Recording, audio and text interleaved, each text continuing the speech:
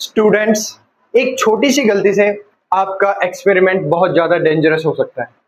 जी हाँ, आज हम बात करने वाले हैं एसिड और बेस के ऐसे एक्सपेरिमेंट के बारे में कि एसिड में वाटर ऐड किया जाए या वाटर में एसिड ऐड किया जाए और एक गलती सब कुछ खत्म कर सकती है। ठीक है, इतना डेंजरस होता है, इतना एक्सोथर्मिक होता है। ठीक है, उसमें से इतनी हीट प्रोड्यूस होती है।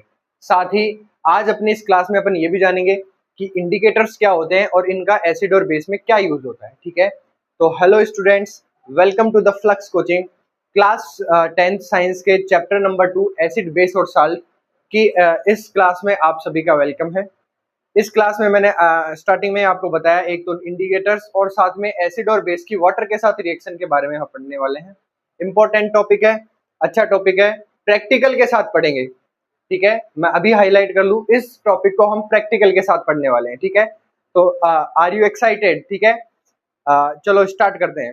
अपने पेपर और पेन लेके स्टार्ट हो जाओ। देखो, सबसे पहले अपना टॉपिक है इंडिकेटर्स। इंडिकेटर्स में आता है नेचुरल इंडिकेटर्स, ऐसे इंडिकेटर्स जो हमें नेचर से मिलते हैं। अब इंडिकेटर क्या होते हैं? ऐसे सब्सटेंस या सॉल्यूशन जो जिनमें अगर अपन एसिड ऐड करें या फिर बेस ऐड करें तो उससे उनका क्या हो जाता है, कलर चेंज हो जाता है। उसको अपन क्या बोलते हैं? इंडिकेटर्स बोलते हैं। इंडिकेटर्स दो टाइप के होते हैं, नेचुरल इंडिकेटर्स होते हैं और सिंथेटिक इंडिकेटर्स होते हैं। नेचुरल इंडिकेटर्स में हमारे पास दो इंपॉर्टेंट इंडिकेटर्स, एक तो लिटमस पेपर और एक है हमारे पास टर्मरिक, जो हमारे घरों में पाई जाती है हल्दी, वो है।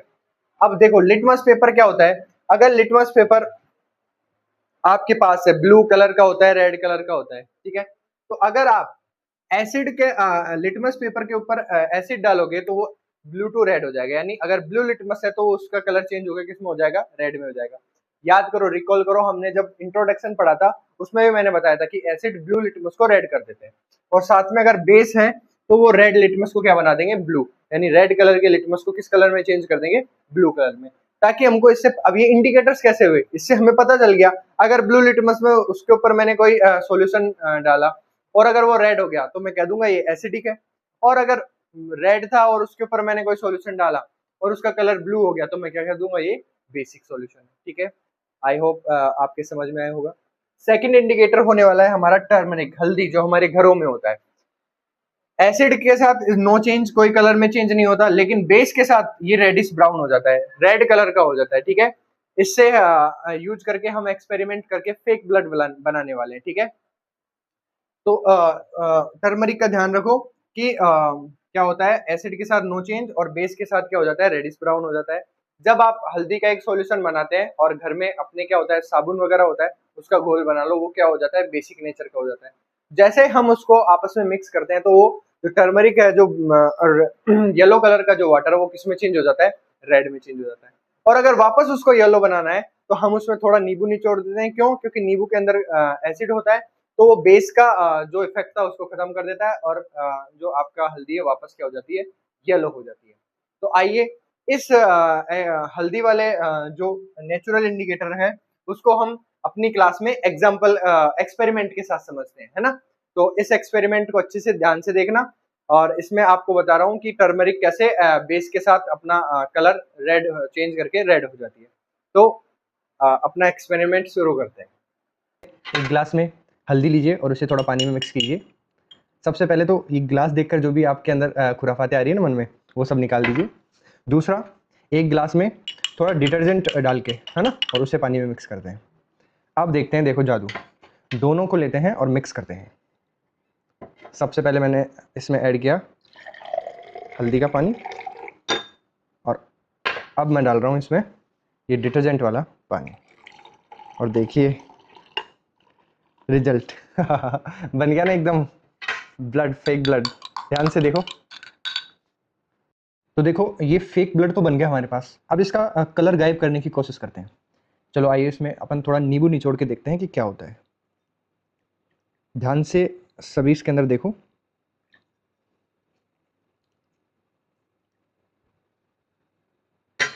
दिख रहा है थोड़ा कलर चेंज होते हुए? एक बार वापस देखो, वापस वही हल्दी का कलर आते हुए दिख रहा होगा आपको। एक बार देखो, मैं इसको थोड़ा मिक्स करके और दिखाता हूँ आपको। देखो रेड गायब होके वापस येलो हो गया। थोड़ा सा और अगर इसके अंदर नींबू ऐड कर दें अगर अपन, तो बिल्कुल येलो हो जाएगा। वापस पहले हल्दी के कलर जैसा। परफेक्ट हो गया ये। देखो ये वापस हल्दी वाला कलर हो गया। तो बच्चों, जैसे मैंने आपको मेरी फर्स्ट क्लास में भी बोला था कि मैं अपनी साइंस की क्लासेस के अंदर हर एक कंसेप्ट का रीजन बताऊंगा कि ऐसा क्यों हो रहा है, ये येलो से रेड कैसे हुआ और रेड से येलो कैसे हुआ। तो ऐसी ही एक्सपेरिमेंटल पढ़ाई के लिए आप द फ्लक्स कोचिंग से जुड़ सकते हैं, तो पढ़ते रहिए साथ में। तो आई होप आपने एक्सपेरिमेंट एंजॉय किया होगा और उससे आपको सीखने को मिला होगा। हमने देखा जैसे ही हम हल्दी में साबुन का पानी मिक्स करते हैं तो वो रेड कलर का हो जाता है। क्यों? क्योंकि वो जो साबुन का पानी है बेस है, और जो हमारा टर्मरिक है वो इंडिकेटर है, ताकि उसके अंदर जैसे बेस ऐड करते हैं तो वो येलो से रेडिश ब्राउन हो जाता है। और वापस हमने उसके ऊपर अगर नींबू निचोड़ के देखा तो उसका कलर क्या हो गया था, वापस येलो हो गया था। ठीक है, तो आई होप आपको इंडिकेटर समझ में आए होंगे, इससे आपके क्वेश्चन आ सकते हैं। अब नेक्स्ट अपन बढ़ते हैं कौन से टॉपिक की तरफ, रिएक्शन विद वाटर। एसिड और बेस की वाटर के साथ रिएक्शन मैं आपको पहले बता सकता हूँ, लेकिन इसमें एक चीज जरूर ऐड करनी है। क्या? एक तो आता है एसिड टू वाटर और एक आता है वाटर किसमें ऐड करें, एसिड में ऐड। दो ऑप्शन है हमारे पास, या तो एसिड वाटर के अंदर ऐड किया जाए या वाटर किस में ऐड किया जाए, एसिड में ऐड किया जाए। दोनों में से एक हो सकता है। एक जो सेकंड वाला होगा वो इतना एक्सोथर्मिक होता है कि आपको हार्म पहुंचा सकता है। तो इसमें से कौन सा होता है? देखो, हमेशा जो एसिड है और उसकी वाटर के साथ जो रिएक्शन है वो एक्सोथर्मिक होती है बहुत ज्यादा, उससे बहुत ज्यादा हीट प्रोड्यूस होती है।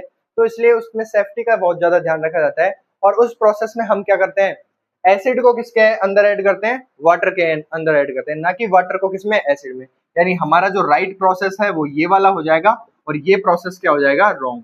ये वाला प्रोसेस अगर आप कर दोगे, एसिड लिया आपने, उसके अंदर वाटर डाल दिया, तो इतनी एक्सोथर्मिक होती है, इतनी एनर्जी निकलती है, हीट, कि आप जिसमें एक्सपेरिमेंट कर रहे हो वो फट सकता है और आपके फेस वगैरह इस पे भी आ सकता है। ठीक है, और ये वाला जो होता है एसिड टू वाटर, एसिड को हमने किस में ऐड किया, वाटर में। और वो भी किस तरीके से किया होता है, एक बड़ा बीकर वगैरह लेते हैं, उसके अंदर पहले से वाटर हम रखते हैं, पानी, और उसमें बूंद बूंद, ड्रॉप ड्रॉप एसिड डालना पड़ता है और उसको स्टीयरिंग स्पून से मिलाते हुए, तब जाके वो रिएक्शन क्या होती है, एक्सोथर्मिक नहीं हो पाती और आराम से जो एसिड है वो वाटर के अंदर घुल जाता है।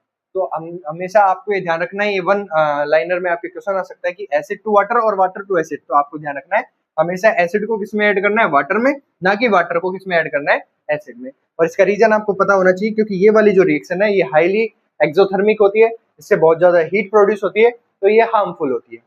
समझ में आया? और अगर अपन एसिड की रिएक्शन वाटर के साथ करवाए, पानी के अंदर घुले, तो हमको कौन सा आयन मिलता है, H+ आयन।